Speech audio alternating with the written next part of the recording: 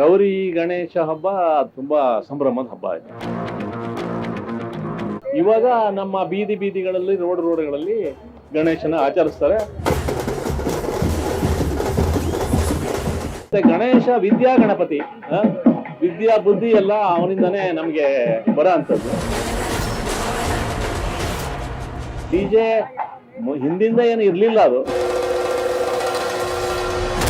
ಗೌರಿ ಗಣೇಶ ಹಬ್ಬ ತುಂಬಾ ನಮ್ಮ ಹಿಂದೂಗಳಿಗೆ ಒಳ್ಳೆ ಶುಭದಾಯಕ ಮತ್ತೆ ತುಂಬಾ ಸಂಭ್ರಮದ ಹಬ್ಬ ಇದು, ಗೌರಿ ಗಣೇಶ ಹಬ್ಬ.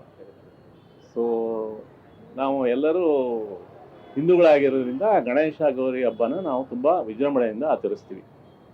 ಅದು ನಮ್ಮ ನಾಡಿನಲ್ಲಿ ಅದ್ರ ಆಚರಿಸೋದ್ರಿಂದ ಬೆಳೆ ಮತ್ತೆ ಸಮೃದ್ಧಿಯಾಗಿ ಮಳೆ ಬೆಳೆ ಆಗಲಿ ಅಂತ ನಾನು ಈ ನಾಡಿನ ಎಲ್ಲ ಜನತೆಗೆ ಶುಭ ಹಾರೈಸ್ತೀನಿ.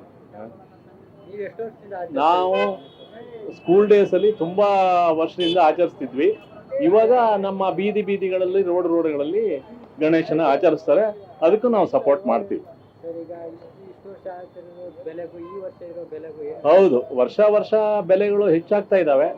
ಆದ್ರೂ ನಾವುಗಳು ಆಚರಿಸಲೇಬೇಕಾಗ್ತದೆ. ಆಚರಿಸ್ತಾ ಇದೀವಿ, ಸಂಭ್ರಮದಿಂದ ಆಚರಿಸ್ತಾ ಇದೀವಿ. ಗಣೇಶ ಹಬ್ಬ ಆಕ್ಚುಲಿ ನಮ್ಮ ಹಿಂದೂಗಳಿಗೆ ತುಂಬಾ ಅತ್ಯಂತ ಸಂತೋಷದ ಹಬ್ಬ ಇದು. ಸೊ ಎಲ್ಲಾ ಹಬ್ಬಗಳಿಗಿಂತ ಇದು ಭಾರಿ ಸಂಭ್ರಮದಿಂದ ನಾವು ಆಚರಿಸ್ತೀವಿ ಈ ಹಬ್ಬನ. ಇದು ತುಂಬಾ ಶುಭದಾಯಕ. ಮತ್ತೆ ಗಣೇಶ ವಿದ್ಯಾ ಗಣಪತಿ, ವಿದ್ಯಾ ಬುದ್ಧಿ ಎಲ್ಲ ಅವನಿಂದನೇ ನಮ್ಗೆ ಬರೋ ಅಂಥದ್ದು.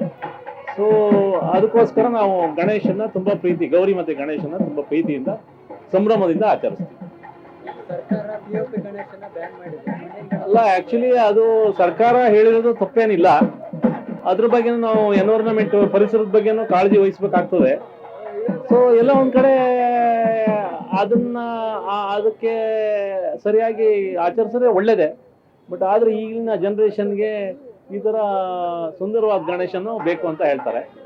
ಬಟ್ ನಾನು ಮನವಿ ಮಾಡೋದಂದ್ರೆ ಎಲ್ಲರಿಗೂ ಅವ್ರವ್ರ ಮನೆಯಲ್ಲೇ ಆಚರಿಸಿ ಆ ಗಣೇಶನ ಮೂರ್ತಿನ ಒಂದು ನೀರೊಳಗಡೆ ಒಂದು ಪಾತ್ರೆಯಲ್ಲಿಟ್ಟು ನೀರಿಟ್ಟು ಅದ್ರೊಳಗಡೆ ಮುಳುಗಿಸಿ ಅದನ್ನ ವಿಸರ್ಜನೆ ಮಾಡೋದಂಥದ್ದು ಒಳ್ಳೇದು.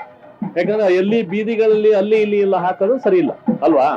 ಸೊ ಅಲ್ಲೇ ವಿಸರ್ಜನೆ ಮಾಡೋದ್ರಿಂದ ಅದು ಒಳ್ಳೇದಾಗುತ್ತೆ ಪೂಜೆ ಮಾಡಿದ ನಂತರ. ಸರ್ಕಾರ ಡಿಜೆ ಎಲ್ಲ ಬ್ಯಾನ್ ಮಾಡಿದೆ. ಗಣೇಶ ಹಬ್ಬ ಅಂದ್ರೆ ತುಂಬಾ ದೊಡ್ಡ ಹಬ್ಬ. ಹೌದು, ಏನ್ ಹೇಳ್ತೀವಿ ಸರ್ ಅದಕ್ಕೆ?